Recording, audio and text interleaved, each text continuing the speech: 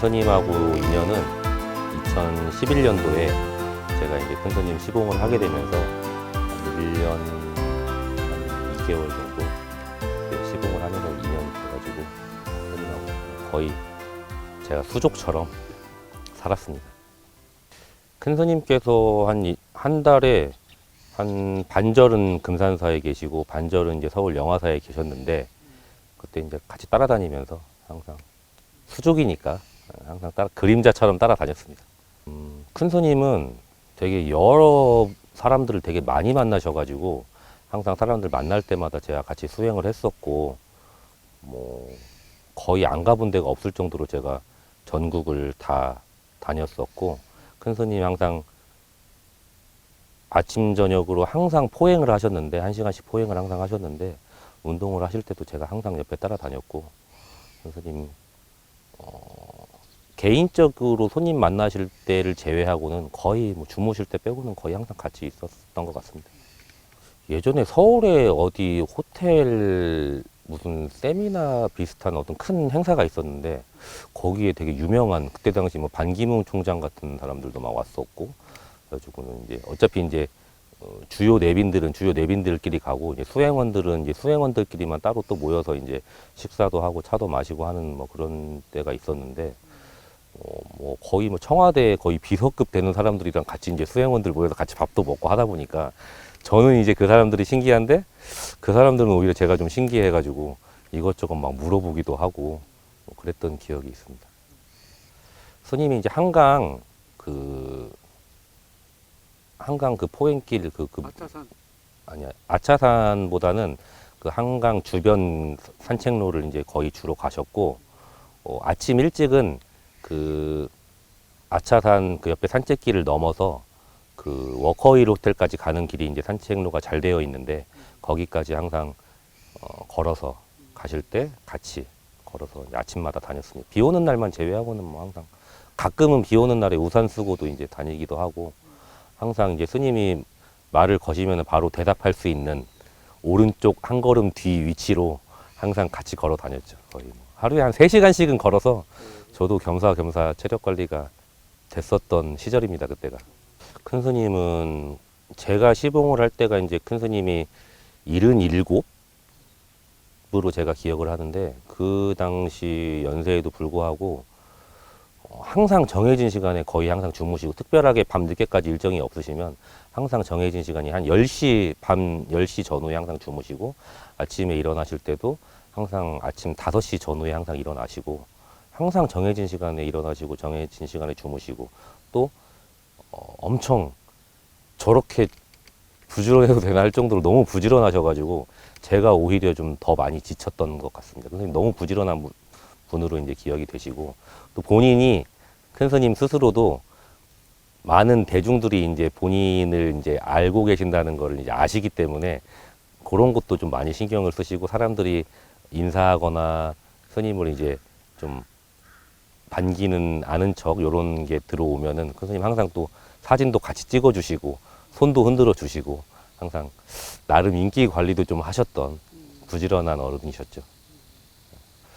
저도 제가 이제 서울 부대에서 근무를 할 때 노스님이 그때 열반하셔가지고 차를 타고 내려오면서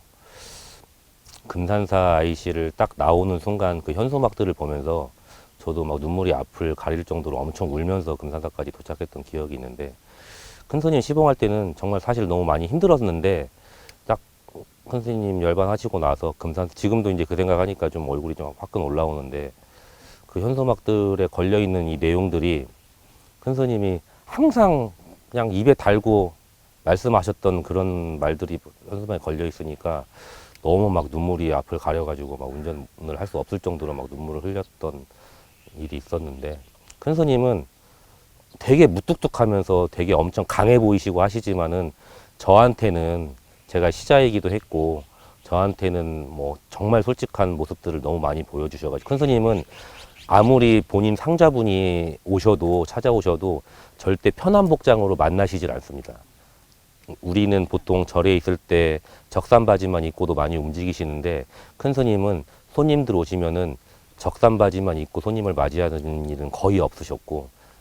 그런데도 불구하고 이제 저한테는 항상 편한 복장으로 제가 이제 다리도 주물러 드리고 어깨도 주물러 드리고 하기 때문에 저한테는 제가 이렇게 만져드리면은 그 상태로 누워서 주무시기도 하고 저한테는 정말 편한 모습을 많이 보여주셔서 저는 솔직히 어렸을 때 저희 할아버지를 본 적이 없는데 노수님은 좀 저한테 좀 약간 할아버지 역할을 좀 해주셨던 또 에피소드가 또 하나 있는데 예전에 이제 원로 정치인들을 만나는 모임이 있었습니다. 큰 스님이. 그래가지고 뭐 전 서울시장이었던 사람들도 같이 만나는 그런 모임이 종로에서 있었는데 그 자리에서 그냥 좀 재미있는 우스갯 이야기로 영화를 이제 영화 얘기가 나왔었는데 거기 모였던 사람들이 다 그 영화를 봤는데 큰 스님은 이제 극장 가서 영화를 보시지 않으시니까 좀 상상이 안 되는 모습이기도 하고 근데 선생님만 그 이야기에 이제 함께하지 못해가지고 선생님이 조금 아쉬워하셔가지고 제가 선생님한테 그 영화가 뭐냐고 물어봤더니 뭐 전라도 남자와 경상도 여자가 이제 결혼해서 이루어지는 막 그런 에피소드들이 된 위험한 상견례라고 하는 영화였는데 선생님이 그 얘기를 사람들한테 들으니까 너무 보고 싶은데 이제 좀 체면 때문에 못 가셔가지고 제가 선생님을 그때 노원에 있는 롯데시네마에 제가 모시고 가가지고 같이 큰 스님과 같이 팝콘을 먹으면서 스님 원래 팝콘 안 드신다 했는데 제 것만 샀는데 스님이 거기다 뺏어 드셨고 아무튼 그런 이야기들도 좀 있었고 저한테는 진짜 여러 가지 모습을 정말 다른 다른 스님들은 아마 이런 거 겪어보셨는지 모르겠지만 아마 저한테는 그런 모습들도 많이 저한테는 굉장히 솔직한 모습들을 많이 보여주셨습니다. 항상 어디 가시면은 호기심이 많으셔가지고 만약에 고속도로를 타고 가다가도 만약에 천안을 지나간다 그러면 천안 인구수가 몇 명인지 천안에 동이 몇 개인지 뭐 대학교가 몇 개인지 고등학교가 몇 개인지 이런 걸 다 궁금해 하셔가지고 그때 당시에가 이제 스마트폰이 대중화가 되지 않았던 시절인데 제가 이제 어쩔 수 없이 저도 다 알지 못하기 때문에 제가 그때 당시에 좀 무리를 해서 스마트폰을 사서 큰 스님의 이 호기심을 좀 해결해 드렸던 그런 뭐 일들도 있었습니다. 큰 스님은 항상 이제 법문하시고 하실 때도 항상 말씀하셨던 게 보살행을 많이 실천하셔야 된다고 저는 그거밖에 떠오르지 않는데 다른 좋은 말씀들도 너무 많이 하셨지만은 결국에는 우리가 나 혼자만 알고 나 혼자만 수행하고 이런 것도 물론 매우 중요하지만은 결국엔 나누지 않으면 안 된다. 큰 스님은 그 보살행만으로 이제 열반하실 때까지 그렇게 살아가신 분이기도 했고 본인이 그렇게 안 살으셨으면은 참 말씀만 그렇게 하셨구나 이렇게 얘기할 수 있는데 제가 옆에서 지켜보면은 큰 스님이 항상 그렇게 사셨기 때문에 정말 누가 막 뭐라고 큰 스님이 근데 가끔 이제 정치인들도 만나고 이렇게 하시다 보니까 보통 스님들이 정치인들하고 섞여가지고 뭐 사실은 좋지 않다고 생각하시는 분들도 너무 많기 때문에 뭐 손가락질을 하거나 이런 사람이 있을 수는 있지만은 옆에서 제가 이제 본 입장으로서는 큰 스님이 뭐 자기의 이득을 위해서 그 사람을 만난 것도 절대 아니고 큰 스님은 항상 지구촌 공생회 활동도 열심히 하시고 학교도 짓고 뭐 우물도 파고 이런 일들을 제가 옆에서 해외도 따라다니면서 그런 것들 많이 봤는데 정말 뭔가 이득을 취하려기보다는 본인이 보살행을 열심히 하시고 본인이랑 인연 있는 사람들을 다 보살행 열심히 하려고 시키시고 이런 것들을 너무 열심히 하셨기 때문에 큰 스님 월주 큰 스님 하면은 그냥 보살행이라고 저는 이야기할 수 있을 것 같습니다. 큰 스님 하면은 아직도 기억나는 게 보통 깨달음의 사회화 운동 그렇지만 저는 일단 큰 스님 하면은 보살행을 열반하실 때까지 실천하셨던 분이셨다. 물론 이제 쉬운 길이 아니기 때문에 같이 일하는 사람들은 뭐 힘들었을 수도 있지만 뭐 보살행이 쉬운 건 아니니까 아무튼 큰 스님 하면 좀 보살행이라고 생각합니다.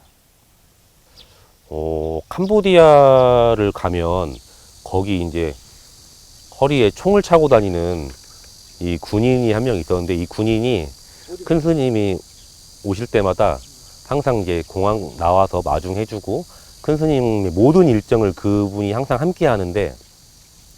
원래 큰 스님이 차를 이제 내리시는 큰 스님이 이제 차 타실 때도 항상 가사장사를 입고 계시는 경우가 많기 때문에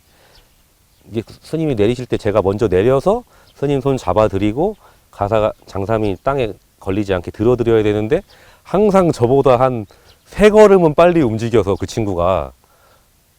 움직여서 저는 너무 편했지만 이래도 되나 싶을 정도로 해외 갈 때 사실 저는 좀 편해가지고 스님 또 해외 언제 가실 때 또 안 데려가시나. 근데 사실 안 따라가면 사실 제가 더 편하긴 했습니다. 근데 제가 그때 큰 스님 따라다니면서 이제 캄보디아, 뭐 라오스 이런 데를 좀 몇 번씩 다녔었는데, 그러면서 이제 큰 스님이 하고 계시는 사업도 많이 보고, 또 큰 스님이 그 나라에 끼치는 영향력이 참 대단하구나. 훈장도 받으시고 그러셨거든요. 그래서 참 대단한 분을 제가 모셨던 것 같습니다. 그 군인 친구가 저는 생각이 많이 납니다. 그리고 거기 가 계시는 동안에는 제가 이제 아침, 점심, 저녁으로 항상 이제 안마를 1시간씩, 아침, 점심, 저녁이면 3시간인데, 제가 금산사에 계실 때는 그렇게 맨날 항상 이렇게 안마를 해드리는데, 좀 세게 주물러 드려야 되거든요. 큰 스님은 좀 살살 주물르면 세게 주물러라고 하시니까, 그거를 하면은 제가 이제 녹초가 되는데, 해외 가 있는 동안에는 제가 안마를 해드리지 않아도 돼서 그때는 참 좋았던 그런 기억이 있어요.